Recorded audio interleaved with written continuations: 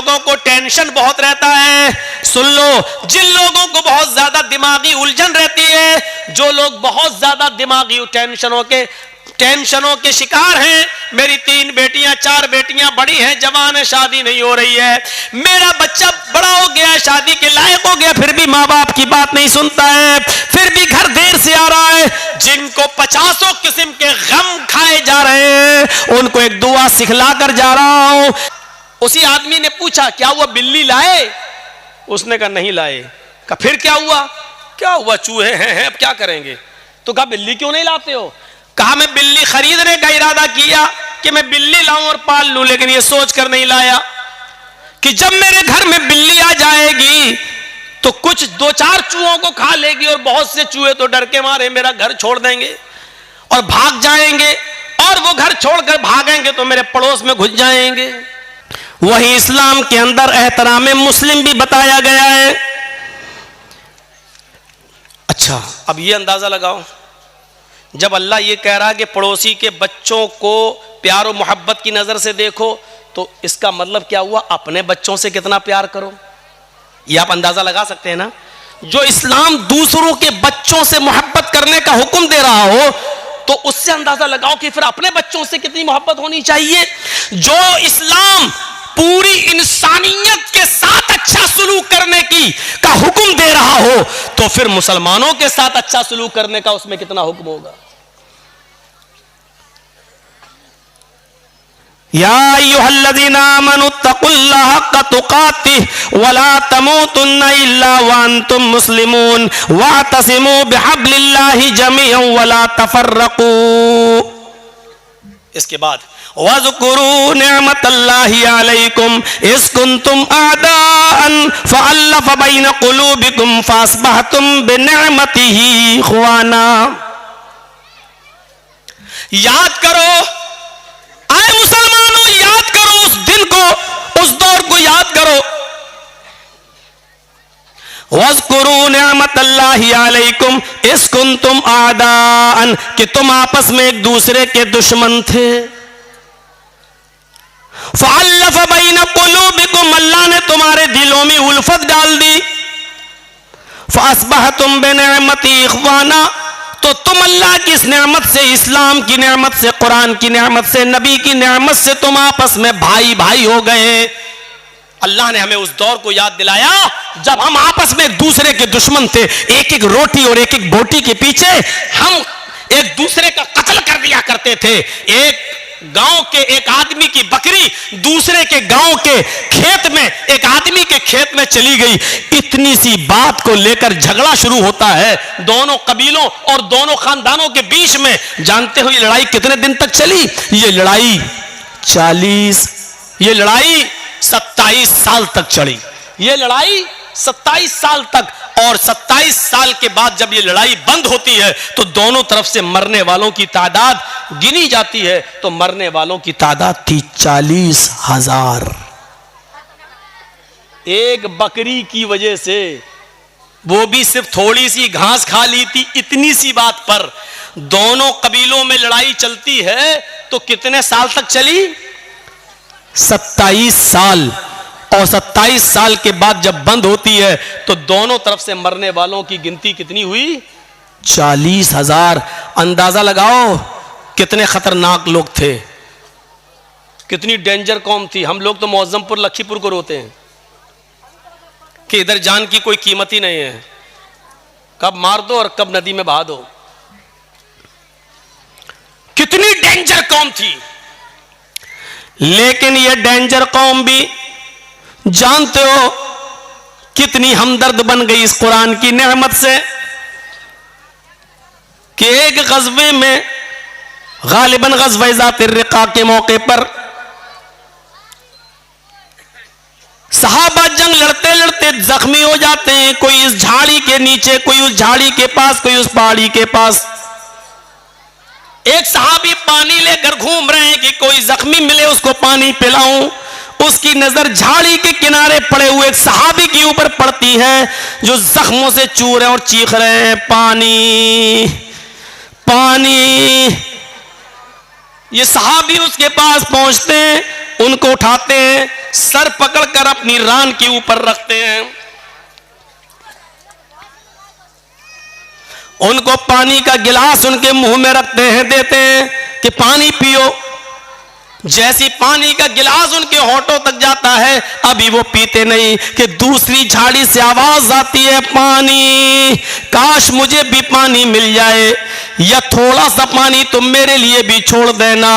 ये खुद प्यासा था, इसने पानी नहीं पिया, छोड़ दिया और कहा मेरा भाई मुझसे भी ज्यादा प्यासा है, मुझसे भी ज्यादा पानी का मुतलाशी है, लिहाजा जाओ पहले तुम उसको पानी पिला दो। यह आदमी उसके पास जाता है, उसके होठों से पानी का प्याला लगाता है कि तीसरे की आवाज आती है, थोड़ा बच जाए तो मेरे लिए भी छोड़ देना, मेरा भी हलक सूखा जा रहा है। दूसरे आदमी ने तीसरे की तरफ रेफर कर दिया, नहीं नहीं मैं रह सकता हूं, मेरा भाई मुझसे भी ज्यादा प्यासा लग रहा है, जाओ तुम पहले उसको पानी पिलाओ। ये पानी पिलाने वाला तीसरे के पास जाता है, उसको उठाता है, पानी का प्याला जमीन पर रखकर उसको सहारा देकर उठाकर अपने सीने पे लगाता है, फिर पानी का प्याला उठाकर उसके हलक में डालने की कोशिश करता है, उसके होंठ पे लगाता है, होंठ हिल नहीं रहे हैं। पानी का प्याला रखकर उसके दिल की धड़कनों को देखता है तो धड़कनें बंद हैं, सांस नाक में उंगली रखकर देखता है तो सांस बंद है। यानी तीसरा सहाबी रूह कब्ज़ से उनसुरी को परवास कर चुकी है, उसका इंतकाल हो चुका है। इसने तीसरे को जमीन पर लिटाकर दूसरे के पास लौट कर आया, चलो ये तीन ही थे, अब दूसरे को ही पिला दे। जब दूसरे के पास जाता है तो क्या देखता है, वो भी मुस्कुराते हुए चेहरे के साथ लेटा हुआ है और उसकी भी सांसें बंद हो चुकी हैं। वो जल्दी से भागा कि पहले के पास चलूं, क्या देखता है कि पहला भी जहां जाफरी के सुपुर्द कर चुका है, पहला भी अल्लाह को प्यारा हो चुका है, इस सहाबी की भी जान जा चुकी है। जो कौम 27 साल तक लड़ती हो, जो कौम 40,000 लोगों के मरने के बाद भी जिनकी तलवारें खून की प्यासी रहती हो, ऐसी डेंजर कौम को अल्लाह के नबी ने कैसा बनाया कि एक सहाबी दूसरे के लिए अपनी जान देने लगे, एक सहाबी दूसरे के लिए अपनी जान न्यौछावर करने लगे। एक सहाबी ने इसलिए पानी नहीं पिया कि मेरा भाई मुझसे ज्यादा प्यासा है, और दूसरे ने इसलिए नहीं पिया कि तीसरा मुझसे भी ज्यादा प्यासा है। जरा आप अंदाजा लगा सकते हैं ये कौन सा जज्बा था। एक आदमी दूसरे के लिए अपनी जान दे रहा है, इसी को कुरान कहता है वज़कुरू निअमतल्लाहि अलैकुम इज़ कुंतुम आदान फ़अल्लफ़ बैन क़ुलूबिकुम फ़अस्बहतुम बिनिअमति इख़वाना। आए लड़ने वालों, झगड़ने वालों, उस दौर को याद करो, उस जमाने को याद करो जब तुम आपस में एक दूसरे से लड़ते थे, जब आपस में तुम एक दूसरे की गर्दनें उड़ाया करते थे, तुम आपस में एक दूसरे के हरीफ थे, एक दूसरे के दुश्मन थे। फ़अल्लफ़ बैन क़ुलूबिकुम, अल्लाह ने तुम्हारे दिलों में उल्फत डाल दी। ये होता है मुसलमान, एक मुसलमान दूसरे मुसलमान के लिए। अपने लिए तो सभी जीते हैं, दूसरों के लिए जीना असल जीना, दूसरों के लिए। इसलिए फरमाया अल मुस्लिमु मन सलिमल मुस्लिमून मिन लिसानिही व यदिही, मुसलमान तो वो है कि जिसकी जबान से और जिसके हाथ से दूसरे मुसलमान को तकलीफ न पहुंचे। पहले जबान का लफ्ज है, मिन लिसानी व यदी, और जिसके हाथ से। मुसलमान तो वो है कि जिसकी जबान से और जिसके हाथ से दूसरे को तकलीफ न पहुंचे। इसमें कौन पूरा उतर रहा है? जबान से तकलीफ हम दे रहे हैं, हाथ से तकलीफ हम दे रहे हैं। अरे किसी को कत्ल करना तो बहुत दूर की बात, अल्लाह के नबी सल्लल्लाहु अलैहि वसल्लम ने लोहे का कोई हथियार उठाकर इशारा तक करने से मना किया है। जैसे है, देख रहा है ये कोई 10 मीटर दूर खड़ा, कत्ल करना तो बहुत दूर की बात है। आप 10 मीटर 20 मीटर दूर से ये कहें, देख रहा है ये पूरा का पूरा रामपुरी है, घुसा दूंगा पेट के अंदर। 10 मीटर 20 मीटर की दूरी से इशारा करना भी एक मुसलमान के लिए दूसरे मुसलमान के लिए जायज नहीं है। हम कौन सी दुनिया में? यहां हाल ये है हमारा कि तकलीफ ना हो किसी को, ना जबान से ना हाथ से। भैया देखो, सामने से मत उठिए, आप लोग पीछे से उठ के जाइए यार, मेरे सामने से जाते हैं तो बड़ा डिस्टर्ब होता है। कहां जा रहे हो चाचा? अब ये इस उम्र में घर जाके क्या करेंगे, पूछो जरा, सोचो। वो देखिए बेचारे बूढ़ों मियाँ, शुगर के मरीज हैं लग रहा है। अच्छा, जिन लोगों को पेशाब ज्यादा आता है तो उनको बीच में बैठने की जरूरत क्या है? उनको आगे पीछे दाएं बाएं बैठना चाहिए पहले ही से। ये सिस्टम होना चाहिए। ये सब उसके खिलाफ है अदब के, सामने से उठना। एक बार हैदराबाद में तकरीर कर रहा था, सामने से कोई आदमी आया तो मैं समझा गया जा रहा होगा पेशाब करने, सीधे मेरा माइक पकड़ के कहता है कैसे बोला। और उसके बाद जो लाठी डंडे टमाटर अंडे चले, वो दौर हमें आज तक याद है। तो डर लगता है, सामने से कोई आदमी जब उठता तो मुझे डर लगता है। वो हैदराबाद हमें याद आ जाता है। इंसान हम भी हैं, खोपड़ी में वो ऐसा बैठ गया है कि जब भी कोई उठता तो वो हैदराबाद याद आ जाता है। तो सामने से मत उठा करिए। जबान से और हाथ से तकलीफ नहीं होनी चाहिए किसी को, किसी मुसलमान को किसी मुसलमान से। लेकिन यहां तो हाल ये है कि हम अपनी परेशानियों से इतना परेशान नहीं है जितना आपके आराम से हमें परेशानी हो रही है। हमें अपनी दाल से इतनी परेशानी नहीं हो रही है जितना आपके गोश्त से हमें परेशानी हो रही है। हमारे घर में क्या पका है उससे परेशानी नहीं हो रही है। आपके घर में कुकर की सीटी से आने वाली बिरयानी की खुशबू हमें और परेशान कर देती है कि ये आदमी हमसे ज्यादा अच्छा कैसे खा रहा है। ये सूरत हाल हो चुकी है आज की। हम दूसरे को बर्बाद करने के चक्कर में लगे हुए, मिटाने के चक्कर में लगे हुए हैं। और आदमी ये नहीं सोचता कि आप दूसरे के लिए जो कुआं खोद रहे हैं उसमें आप भी गिर रहे हैं। जर्जीस साहब को दुश्मनी है आपसे, अब हम आपको बर्बाद करना चाहते हैं। हम आपके पीछे भाग रहे हैं, आप हमसे जान बचा के भाग रहे हैं। आप उतना नहीं थक रहे हैं जितना मैं थक रहा हूं। क्यों? क्योंकि मुझे पकड़ना है आपको, तो आपसे ज्यादा तेज रफ्तारी से मैं दौड़ूंगा तभी आपको पकड़ पाऊंगा। तो आप उतना नहीं थक रहे हैं, उससे ज्यादा मैं थक रहा हूं। वो आदमी उतना बर्बाद नहीं हो रहा है जितना हम उसको बर्बाद करने में अपने आप को बर्बाद कर रहे हैं। एक आदमी की जमीन का झगड़ा चला दूसरे आदमी से, दूसरे आदमी को 1 लाख की जमीन है लेकिन हमें चाहिए, हमारा पावर है। वो पुलिस में रिपोर्ट करके कोर्ट मुकदमा करके सोच रहा ले लेंगे, लेकिन जमीन 1 लाख की, लेकिन 1 लाख रुपए की जमीन लेने के लिए 3 लाख बर्बाद कर चुका अब तक कोर्ट कचहरी बर्बाद करके। उसने अपने आप को और ज्यादा बर्बाद कर लिया है, लेकिन जिद है कि हमें इसी की जमीन चाहिए। वो 3 लाख रुपए की जमीन और उससे अच्छी कंडीशन में दूसरी जगह मिल जाती है, लेकिन नहीं, हमें इसको सबक सिखाना, इसी की जमीन चाहिए। उसकी 1 लाख की जमीन को लेने के लिए 3 लाख बर्बाद कर चुका है। 3 लाख। मेरे इटावा में एक मौलवी है जो हमें बर्बाद करने के चक्कर में हमारा 5 लाख बर्बाद हुआ तो वो 20 लाख बर्बाद कर चुका है। कितने ये जो टीवी पे जो खबरें आती है ना, ममता का मौलाना और जो जहरीला मौलाना, मैं भी सोचता हूं ये टीवी वालों को देता कौन है। बाद में पता चला कि वो इटावे का मौलाना ही यूट्यूब से कटिंग कर करके निकाल के योगी मोदी के खिलाफ जो हम बोले उसको कटिंग कर करके पैसा दे के चलवाता है कि ताकि ये मौलाना के ऊपर FIR हो जाए। अगर हमें बचने के लिए मेरा 2, 4, 5 लाख खर्च हुआ तो वो बेचारा अब तक 20 लाख खर्च करके अपने आप को बर्बाद कर चुका है। और इसके बाद भी हालत ये है कि पूरे हिंदुस्तान में एक भी जगह अब उसको बुलाया नहीं जा रहा है, उसको निमंत्रण नहीं दिया जा रहा है, उसको कहीं दावत तक नहीं दी जा रही है। क्योंकि वो आदमी, जाति दुश्मनी तो एक दूसरे की माफ की जा सकती है, लेकिन जमाती दुश्मनी बहुत बुरी होती है। उसने पूरे जमात के साथ जो धोखाधड़ी की है, इसी वजह से कोई उसको दावत नहीं दे रहा है। और हम उसके खिलाफ कोई एक्शन इसलिए नहीं लेते हैं कि मरे हुए को मारना मेरी आदत नहीं।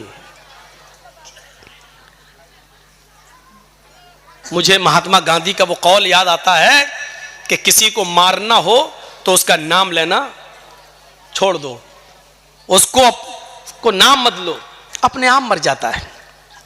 अब देख लीजिए कि उत्तर प्रदेश के चुनाव में एक साहब हैं, वो मुसलमान बहुत करते रहते हैं। आजकल वो बहुत चिल्ला रहे हैं, सपा ने क्या किया, समाजवादी पार्टी के दल्लो, ऐसी तमाम भाषाएं इस्तेमाल की जा रही हैं सिर्फ मुसलमानों में प्रचार करने के लिए, लेकिन उसके जवाब में अखिलेश ने एक बात भी नहीं कही है, ना उसका जवाब दिया जा रहा, ना उसका नाम लिया जा रहा है। इसका नतीजा यह निकला कि पूर्वांचल में चले जाओ या पश्चिम में चले जाओ, जो पहले कुछ वोट मिलने वाले भी थे, बंटने वाले थे, चुनाव से 2 दिन पहले सब ऐसे एक हुए, ऐसे इकट्ठे हुए कि उन्होंने सोचा कि नहीं, पहले अपने आप को बचाओ, इसी में भलाई है, इसी में भलाई है, पहले अपने आप को बचाओ। और ये अक्लमंदी का तकाजा है मेरे भाइयों, ये अक्लमंदी है कि हर आदमी को, हम तो बार बार कहे हैं, मेरे मोबाइल में आज तक मेरे घर यही रखा हुआ है, अभी 4-5 दिन पहले चलाया है, अभी जी हिंदुस्तान ने मेरे खिलाफ, और अभी चिल्लाया, देखिए ये लखनऊ में जो ममता बनर्जी आई हैं, ये मौलाना जर्जीस की प्लानिंग का एक हिस्सा है। अब बताइए, ये जी हिंदुस्तान ने चलाई है, मेरे पास रखी हुई है वो रिकॉर्डिंग, मैं जब टीवी में आ रहा था मैंने वो बना लिया, उसकी वीडियो बना ली, 2 मिनट की मैंने वीडियो बना ली कि देखिए ये उसी प्लानिंग का हिस्सा है।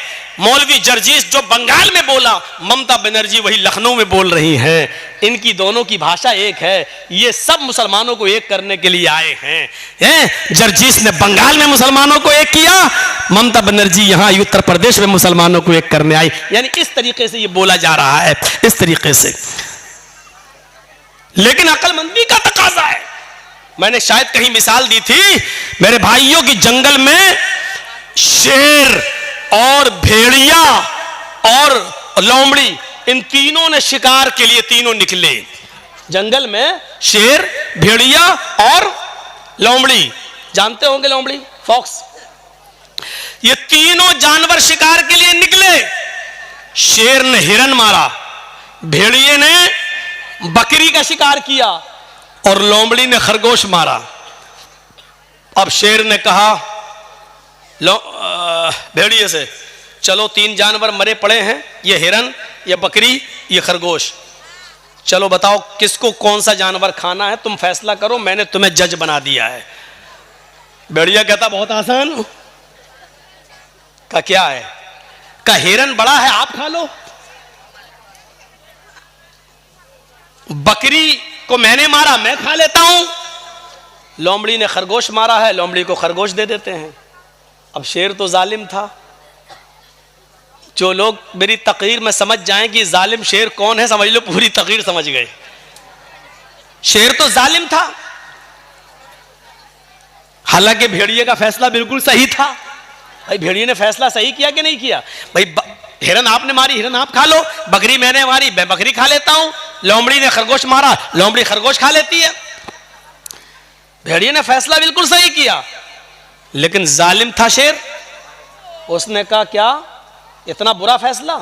अरे कमीने कहां से पढ़ के आया तू, इतना गंदा फैसला?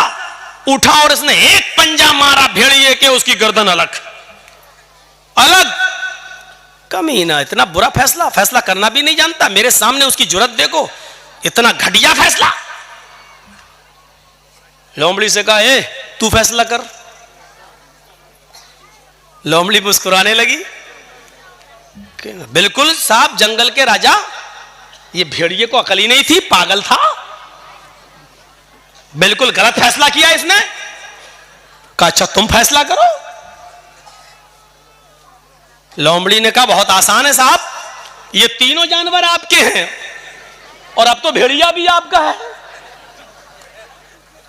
क्या मतलब? कहा हिरन आप सुबह खा लीजिए,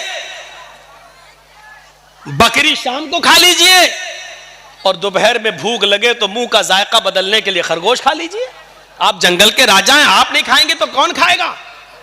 शेर ने कहा वाह वाह लोमड़ी वाह, ये है अच्छा फैसला, इतना अच्छा फैसला तुझे किसने सिखाया?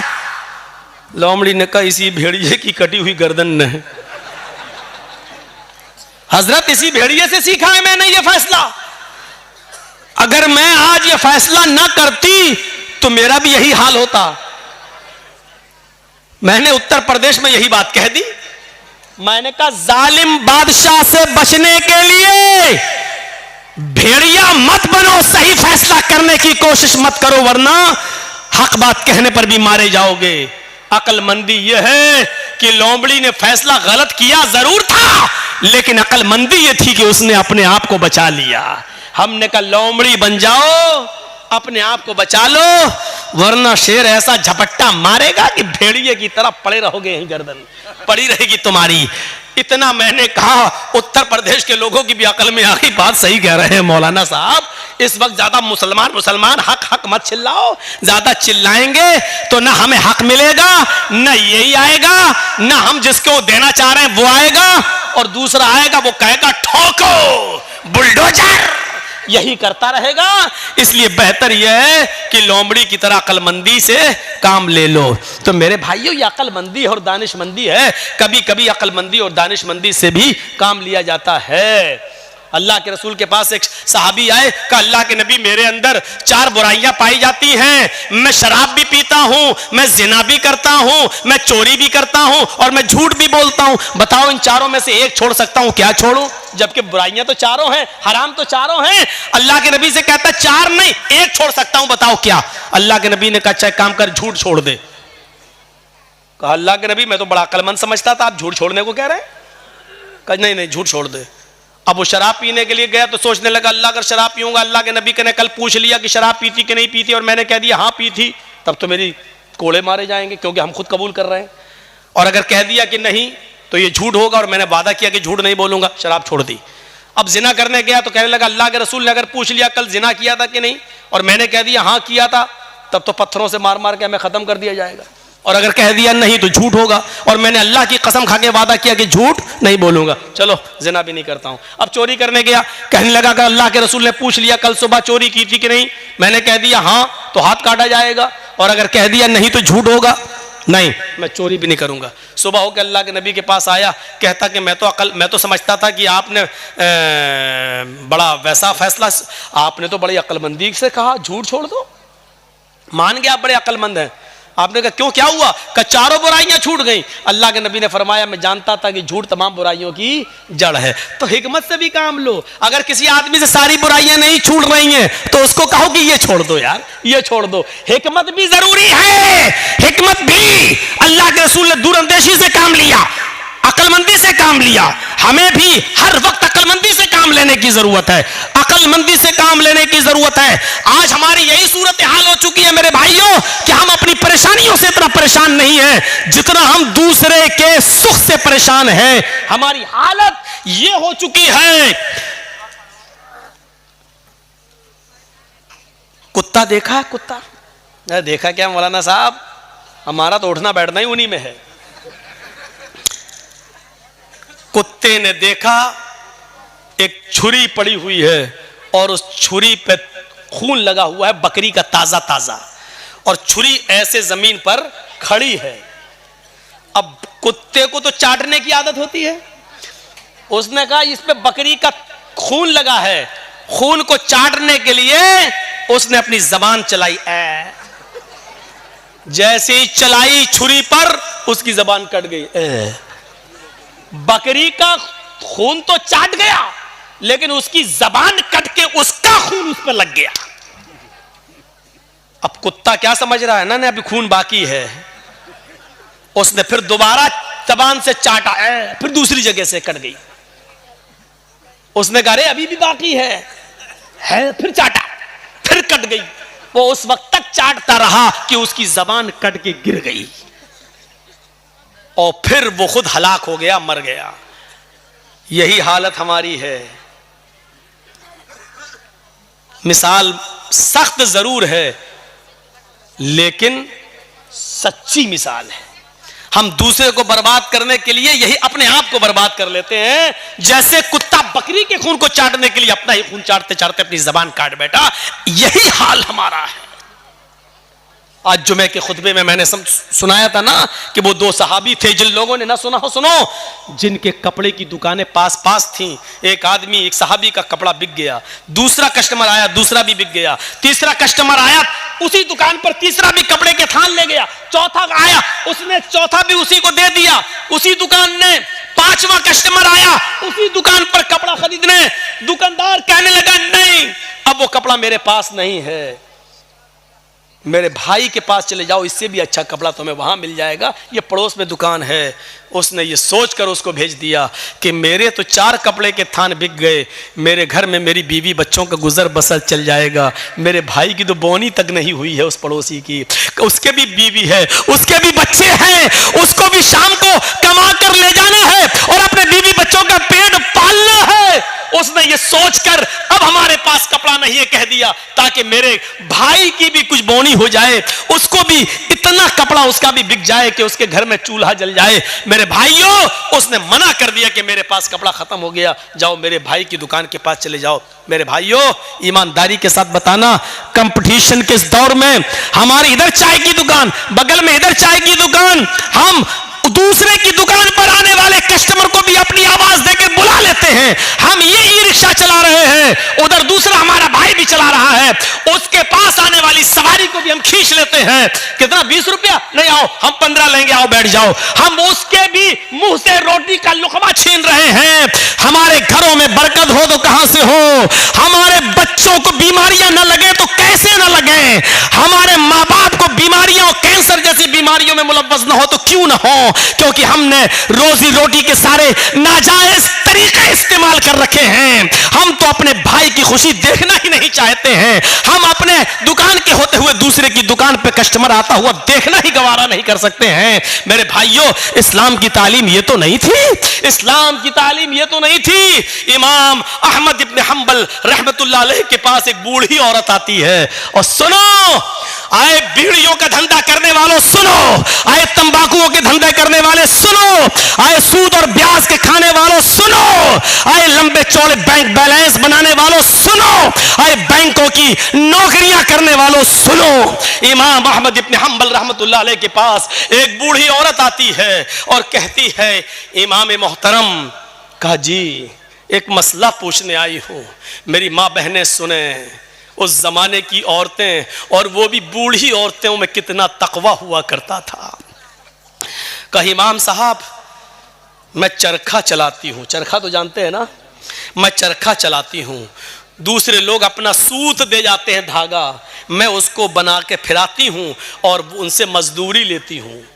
कभी दिन में और कभी ओवर टाइम करती हूं तो रात में भी चलाती हूं। मैं चिराग जलाकर मैं चरखा चलाती हूं। जब मेरे पास तेल होता है तो मैं चिराग अपना जलाती हूं और सूत फिराती हूं। इमाम साहब, उसकी मजदूरी मैं लेती हूं। कहा इसमें बुराई क्या है? कहा मैं ये नहीं पूछने आई हूं कि बुराई क्या है, मैं ये पूछने आई हूं कि कभी कभी मेरे पास चिराग जलाने के लिए तेल नहीं होता है। अच्छा, तो मैं सोने के लिए बिस्तर पर जाना चाहती हूं, लेकिन देखती हूं कि पड़ोसी के घर में चिराग जल रहा है और उसके घर के चिराग की रोशनी मेरे आंगन में आ रही है। मैं अपना चरखा लेकर उस आंगन में बैठ जाऊं और उस पड़ोसी के घर से जो चिराग जल रहा है, मैं मांगने नहीं गई उसकी रोशनी, लेकिन उसकी रोशनी ऑटोमेटिक मेरे घर में आ रही है। अगर मैं उसके चिराग की आने वाली रोशनी में अगर सूत फिरा लूं और चरखा चला लूं और ये चलाकर मैं अपने मालिक से उसकी मजदूरी ले लूं, तो ये कमाई मेरे लिए हराम तो नहीं होगी? मेरे लिए ये मजदूरी हराम तो नहीं होगी? मैंने चोरी नहीं की है, मैंने उससे चिराग का तेल नहीं मांगा है, उसके घर में चिराग जल रहा है और उसकी रोशनी मेरे घर आ रही है, उसकी रोशनी मेरे घर आ रही है। अगर मैं उसकी रोशनी में सूत फिरा लूं और इसकी मजदूरी में ले लूं, तो ये मेरे लिए हराम तो नहीं होगी? ये खाकर कहीं मैं अजाब कब्र की मुस्तहिक तो नहीं बनूंगी, कहीं मैं जहन्नम में तो नहीं जाऊंगी? अहमद इब्न हंबल रहमतुल्लाह अलैह फरमाते हैं, खातून माँ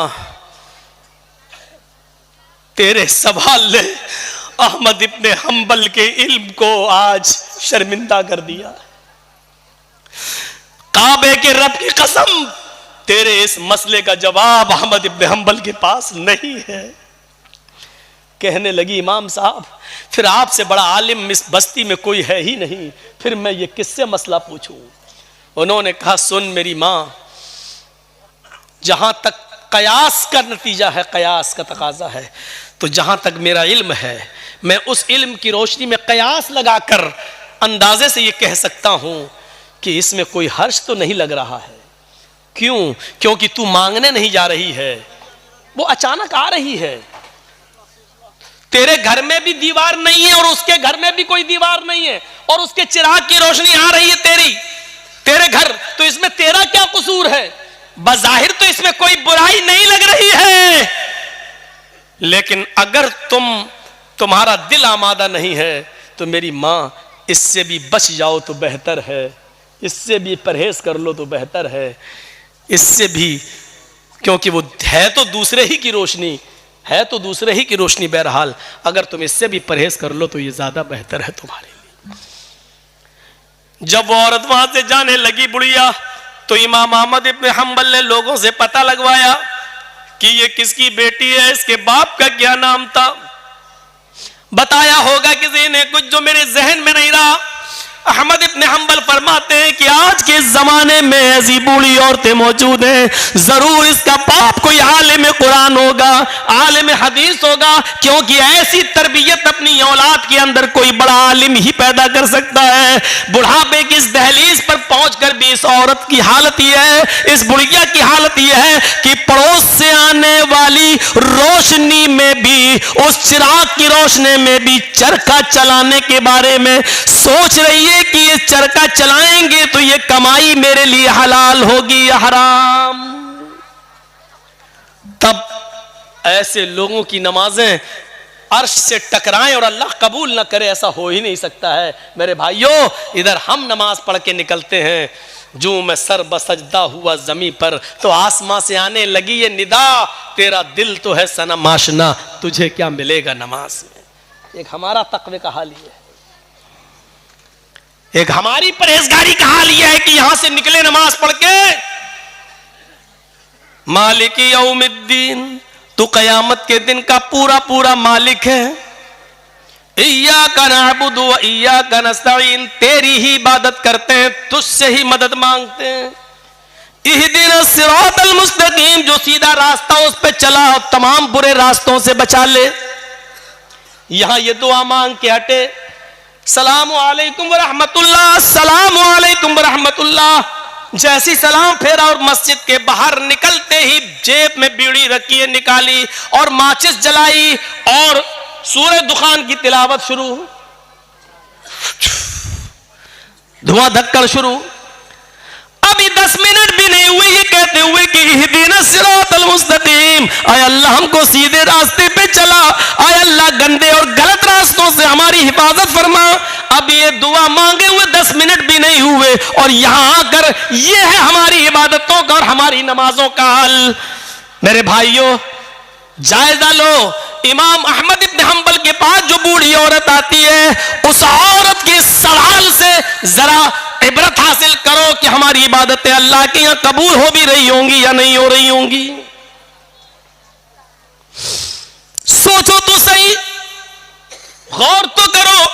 मेरे भाइयों, यहां आदि इब्ने उमैर है, जंग बदर में गिरफ्तार करके लाए जाते हैं। आदि इब्ने उमैर है, गिरफ्तार करके लाए जाते हैं, पकड़ के लाए जाते हैं, पैरों में बेड़ियां डाल दी जाती हैं। ये आदि इब्ने उमैर मुसाब इब्ने उमैर के भाई हैं, भाई मोमिन है और आदि काफिर है। मुसाब सहाबी और आदि काफिर, दोनों भाई हैं, सगे भाई हैं। अल्लाह के नबी सल्लल्लाहु अलैहि वसल्लम ने फरमाया कि जो गिरफ्तार करके काफिर लाए गए उनके पैरों में बेड़ियां डाल दो। आदि के पैरों में जब बेड़ियां डाली जाने लगी तो मुसाब इब्ने उमैर वहीं खड़े हो गए और जो उनके पैरों में बेड़ियां डाल रहा था सहाबी, आदि इब्ने उमैर के पैरों में वहीं खड़े होकर मुसाब इब्ने उमैर कहने लगे, आए सहाबी अपने दोस्त से, आए दोस्त इसके पैरों में बेड़ियां जरा टाइट डालो, यहां से कस दो, मैं इसको अच्छी तरीके से जानता हूं, ये लॉक तोड़ने में, जंजीर तोड़ने में बड़ा माहिर है। यहां से टाइट कर दो वरना ये तोड़ के भाग जाएगा। जब मुसाब इब्ने उमैर ये कह रहे थे कि इसके पैरों में यहां से टाइट करो, यहां से टाइट करो, यहां से लॉक लगाओ, तो आदि इब्ने उमैर को इतना गुस्सा आ रहा था कि मारे गुस्से के आदि चीख पड़ा, आए मुसाब तुझे शर्म आनी चाहिए, तू उसी उमैर का बेटा है जिसका बेटा मैं हूं, तेरी रगों में उसी बाप का खून दौड़ रहा है जिसका खून हमारी रगों में दौड़ रहा है, लेकिन आज तुझे भाई कहते हुए शर्म आ रही है। तेरी गैरत कैसे गवारा कर रही है कि तेरी आंखों के सामने तेरे सगे भाई के पैरों में बेड़ियां डाली जा रही हैं और तू देख रहा है खड़े होकर, और देख ही नहीं रहा है बल्कि मशवरा दे रहा है कि यहां से टाइट करो। थूकता हूं तुझ पर भाई कहते हुए शर्म आती है तुझे। इधर मुसाब इब्ने उमैर कहते हैं चुप, खामोश, तू भाई है मेरा? नहीं, तू मेरा भाई नहीं है।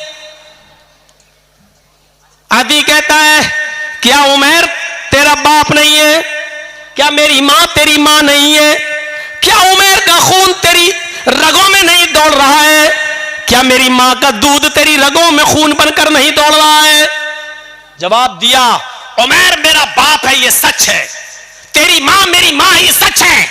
तूने और मैंने एक ही मां का दूध पिया है, ये भी सच है। तेरी और मेरी रगों में एक ही बाप का खून दौड़ रहा है, यह भी सच है। लेकिन यह सच नहीं है कि तू मेरा भाई है। जानता है मेरा भाई कौन है? आदि ने कहा फिर कौन है अगर मैं तेरा भाई नहीं हूं? मेरा भाई वो है जो तेरे पैरों में बेड़ियां डाल रहा है? ये तेरा भाई है? हाँ, इसलिए कि मेरे भाई ने कलमा पढ़ा है, अशहदु अल्ला इलाहा इल्लल्लाह व अशहदु अन्ना मुहम्मदन अब्दुहु व रसूलुहु।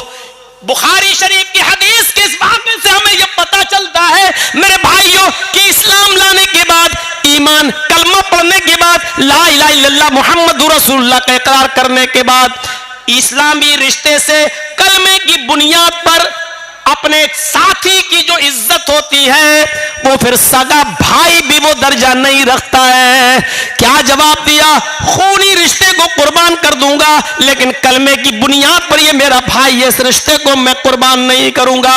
आए आदि, तू मेरा भाई नहीं, मेरा भाई वो है जो मेरे पैरों में बेड़ियां डाल रहा है, इसलिए कि इसने कलमा पढ़ा है, अशहदु अल्ला इलाहा इल्लल्लाह व अशहदु अन्ना मुहम्मदन अब्दुहु व रसूलुहु। इस कलमे की बुनियाद पर ये मेरा भाई है, तू भाई नहीं है। ये होता है इस्लामी रिश्ता। और इस्लामी रिश्ता इतना अहम होता है कि उसके लिए खूनी रिश्ते को कुर्बान कर दिया जाता है।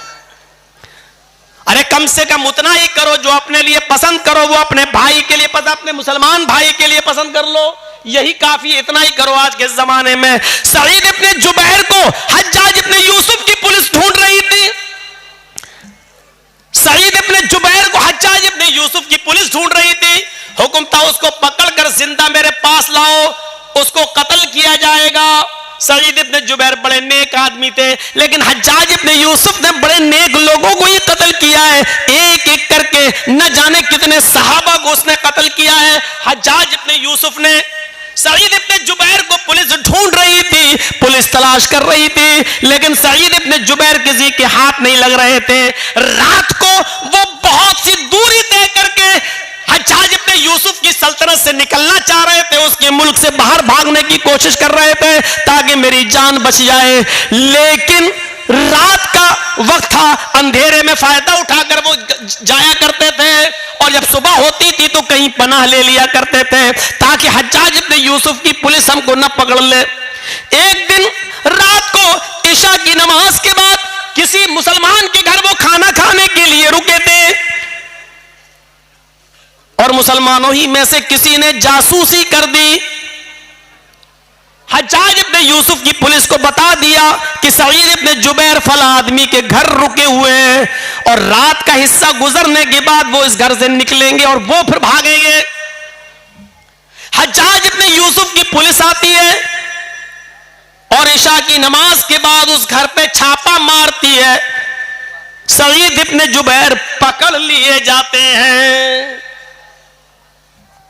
अब बताता हूं, जासूसी किसने की? अपनों ने। अपने ही जासूसी करते हैं। लॉकडाउन के मौके पर आपने देखा होगा हमारे उत्तर प्रदेश में तो वही हाल था, जब हर चीज का गोश्त बंद था, कुछ नहीं ले सकते थे, और चोरी छुपे कोई अगर भैंस भैंस काट लेता था तो अपने ही लोग जासूसी करते थे, फलां के घर में भैंस हुई है, और पुलिस आकर छापा मारती थी, जितने की भैंस नहीं उससे ज्यादा जुर्माना वसूल करती थी। अपने ही जासूसी करते हैं, इनाम का लालच होगा, इतना मिलेगा। सईद इब्ने जुबैर पकड़ लिए जाते हैं और सईद इब्ने जुबैर को हज्जाज इब्ने यूसुफ के पास लाया जा रहा है, लेकिन जहां पकड़े गए वहां से हज्जाज इब्ने यूसुफ इतना दूर है कि वहां तक जाने में 1 हफ्ता लग जाएगा। घोड़े पर ऊंट पर बैठकर सफर किया जाए तो 1 हफ्ता लग जाएगा। कितना? 1 हफ्ता। लेकिन चल रहे हैं, नमाज का वक्त होता, वो नमाज पढ़ते, सफर में रोजा माफ है, लेकिन सईद इब्ने जुबैर सफर में भी रोजा रख रहे हैं, क्योंकि उनको मालूम हो चुका है कि अब मेरी मौत का वक्त करीब है, हज्जाज के सामने मैं लाया जाऊंगा और मुझे कत्ल कर दिया जाएगा। लिहाजा वो दिन में रोजा रखना शुरू कर दिए। जहां पुलिस वाले आराम करने के लिए रुकते वो वहीं नमाज पढ़ना शुरू कर देते और नफली इबादत करना शुरू कर देते हैं। सईद इब्ने जुबैर की इबादत पुलिस वालों को बड़ी पसंद आई, उनका अखलाक बहुत पसंद आया। हज्जाज किन दोनों पुलिस वालों ने 3 दिन के बाद कहा, देखो सईद इब्ने जुबैर बड़ा नेक आदमी है, अगर इसको हम हज्जाज के पास ले जाएं तो हज्जाज इसको कत्ल कर देगा, बेचारा बच्चों वाला आदमी है, बीवी बच्चे इसके महरूम हो जाएंगे, और हज्जाज को क्या मालूम कि हमने इसको पकड़ा है।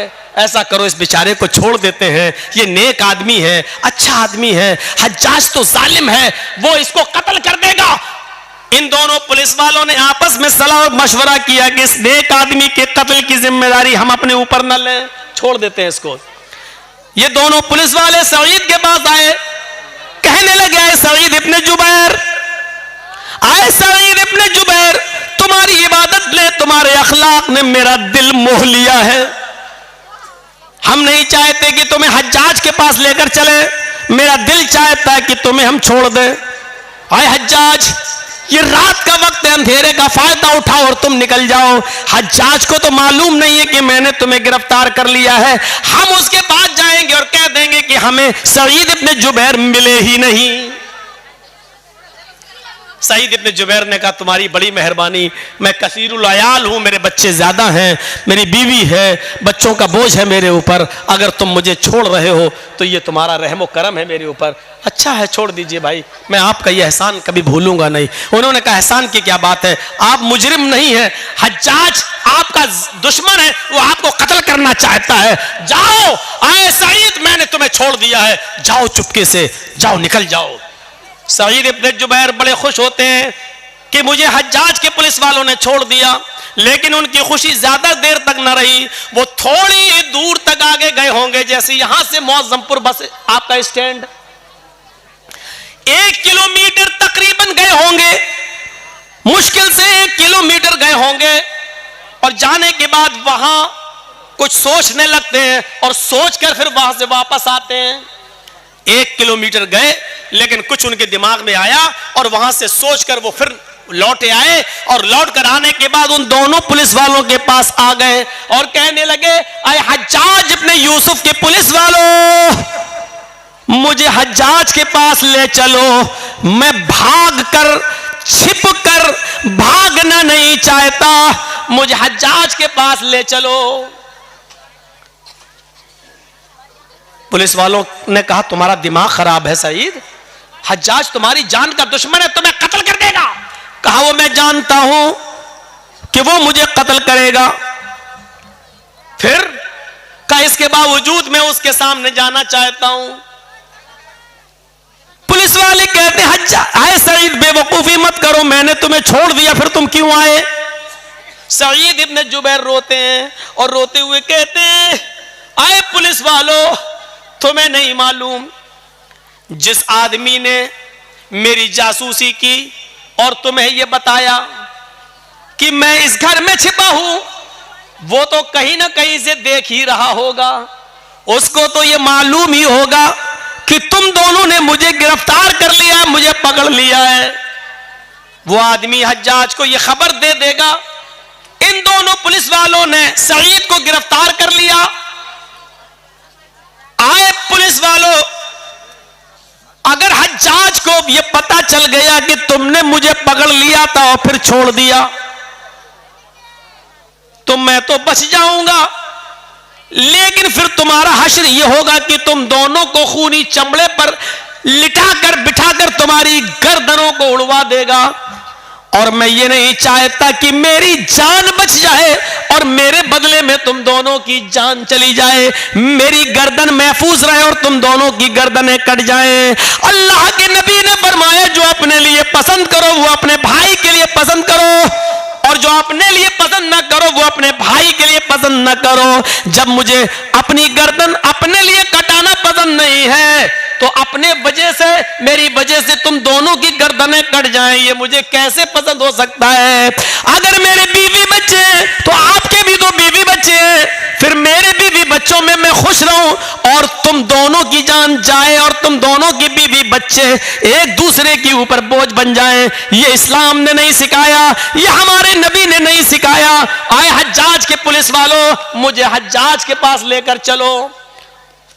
इसके बावजूद उन दोनों ने समझाया, लेकिन नहीं माने सईद इब्न जुबैर, हम अपने लिए तुम्हारी जिंदगी खतरे में नहीं डाल सकते हैं। आखिरकार जिद करते रहे और वो दोनों पुलिस वाले उनको पकड़कर हज्जाज के सामने ले आए। हज्जाज ने कहा, बहुत बहुत मुबारक, तुम इनको पकड़ कर लाए हो, तुम्हें इनाम से नवाजा जाएगा। और कहा, कोई ख्वाहिश है तुम्हारी? उन्होंने वही ख्वाहिश जाहिर की कि हमें 2 रकात नमाज पढ़ना है। कहा, पढ़ लो। खूनी चमड़ा बिछा दिया गया। कुछ खाना है, कुछ पीना है? कहा, नहीं। क्यों? आखिरी तमन्ना तो सबसे पूछी जाती है, कुछ खाना हो पीना हो तो बता दो। सईद इब्न जुबैर ने कहा,